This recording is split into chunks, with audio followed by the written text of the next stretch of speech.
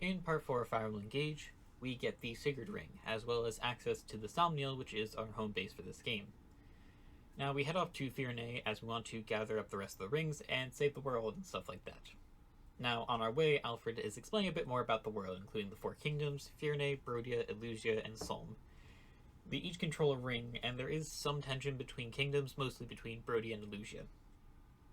Now, as we approach Firene Castle, we run into Saline, who is the princess of Firene. She's a mage who has a higher strength growth than magic growth, which I know sounds really weird, but it will make more sense in the future. Now, she came here to warn us about a corrupted attack. As we approach the area, we also get to meet her retainers, both of whom are used in my original playthrough.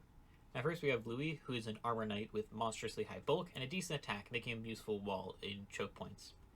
Now if you remember back to the first episode of this, I mentioned that there were two units that I was going to be using in both my playthroughs. He is one of them. The other one comes a little bit later. Now the other retainer is Chloe, who's a Pegasus Knight who has high speed and skill, but kind of mediocre strength, which makes critting and doubling frequent, but otherwise kind of low damage. Now as the battle starts, Saline awakens Celica's ring, which allows her to do a, teleports behind you, nothing personal kid type attack.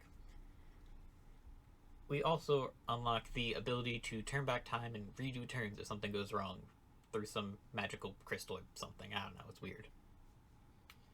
So now the battle actually starts. I send Alir, Vander, and Clan up north to deal with a few enemies there, while the rest head east to rush to talk to Louis and Chloe, as currently they are green units. After a little bit of battling, the two groups then get to reconvene right before the boss of the map. Now, the boss is on a set of tiles that is connected via a one space wide bridge, so I decide that it's best if I try and lure them out so that everybody can gang up on them. Unfortunately, this person is an armor knight, which makes it really easy. I mean, I have two mages, and Alir can engage with Marth for the rapier for effective damage.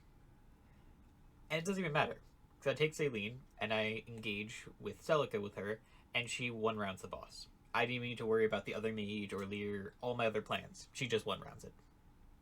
Anyway, a cutscene plays, and turns out we missed one of the corrupted, like we did before, and we are almost attacked and killed, but this time suddenly a girl shows up out of nowhere named Vale, shoots a fireball, and kills the enemy. We thank her, and before we can introduce her to the rest of the army and stuff, she flees without a trace.